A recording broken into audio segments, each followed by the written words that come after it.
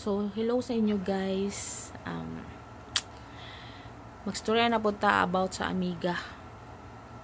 Kani tinuod gud ni akong na-experience. I don't know kung naba mo yung ani klase nga mga amiga, basta ako karon nakasulay gyud kog amiga nga wala gitabla gyud ko, as in sakit kaysa kung dughan kay heartily ba ito akong pagtabang sa iya ha. Nakatabang ko sa iya ha kay tungod nihangyo man gud siya sa kuha kay gamiton lagi daw para sa yang anak ang kwarta ba. So ako kay pag abot gani about sa anak is dali ra mong kay ko maluoy ba labi nag sa anak na bitaw day nang isgutan. So mo to hangyo text, "Hi Jopay." Kulbaan na din ko doon. Pagingana na gani. Kabalo na din ko sa sumpay ana. "Kumusta? Uy, kumusta man? Ka text man lagi." Dili ra day busy dia. So ana na din na.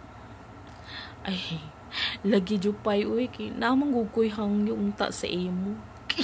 Kulpaan na din kay kubay. Kay pag ingon na gani nga nay hangyo. Balo na din ko unsay sunod. Ay, unsa day yung tuod? Unsa man day ay? Siya ay si kuan mong good ba kay kung anak ba mag-prom mang good ugma. Nya kanang naapikan mong gud ko ba nya. Wala ko palit og ihang gown. So, gamit ang bata, inana. Ako dayon, ay, mao ba? Ako napod ba ako bayaran mga bills?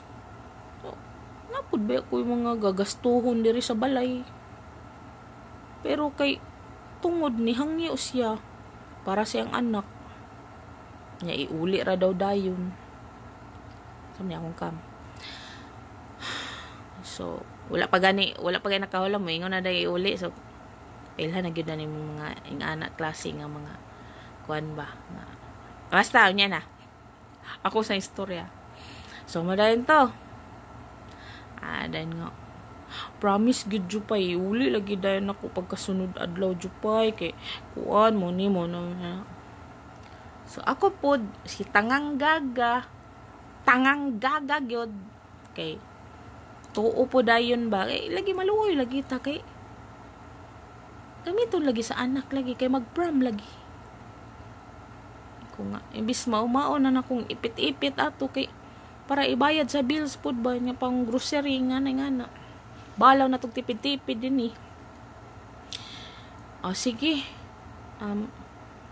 Sige unsaon man ako kuanan ni sa kwarta nga anhin no long day. So ako pa ipadto dito no. Ako pa'y nagpahulam, ako pa ipadto dito. Wow, ang galing. So, moto, so gisabot na lang po nako kay busy lagi daw. Yahay, baka nga na no. Siya pa'y nang hulam, ako pa ipadto. Uy, kakuyaw. Nawa jud ko'y choice, sige na lang. Kay, amiga lagi, gusto punta mo tabang ba? Labi na kay ang anak na din gigamit. Pag adto dito tags kwarta. Salamat kay Jupaya. Sige lang kay ako ra day ni uli sunod adlaw. Una pagani ni mo na kuha ng kwarta. Sige kag ingon nga ganina wala pa nimo na daw tang kwarta. Sige na kag ingon nga iuli balo ko sa ending ana. So ako po daw sige kay lagi kay kuan pud ka nang gamiton pud akong kwarta. Kay nihangyo man ka nga ingana lagi kay gamitonon pud nimong kwarta. Ala sige. Paulamon ta ka. Pero guys every time dili naman ka na siya nga take advantage ako na pay isa. Actually duha na sila basta. Every time nga magkita mi ako na lang bitaw tanan. Dili man sa ingon nga nang winta ko or kuan maluoy sad unta ba no? Kanang mo chip in pud unta ba every time bitaw nasa tibok-tibok naman gid ang shot ana-ana, di ba? Mo chip in lang pud unta ba? Kay di pud baya lalim mangitag kwarta. So, ang akong point din hiba nga giamiga lang data kay tungod na sila makuha sa kwa. Dabi mo ingon ko karon og wala ko'y kwarta. Amiguhon ka ko nila. Naka ko'y amiga karon. Suma na akong una ko. Ay wait lang. Napadi ko istorya nganong gikat na nako ng mga amigaha nana, mga amiga nana. So na yun. Sa hindi ko kabalo mo Bisaya. Di kabalo mo Bisaya. Dili guys, dili na ko istorya kay tungod ka nang maglagot na bitaw ko. Ani magunay tabo. So niabot ang pila ka adlaw. Ingon ba siya kay uli dayon niya no? Uli dayon niya pagkasunod adlaw. So niabot ang sunod na adlaw. Niabot ang sunod semana. Niabot ang bulan. Ang bulan. Wala gyud gihapon guys. Wa gyud ko giulian sa kwarta nga akong gipahulam nga iyang gisaan. Ako sa tinod lang heartily ba na ko to pagkapahulam sa iya ha. Heartily gyud to kay naluoy ko lagi kay ang anak lagi walay suoton.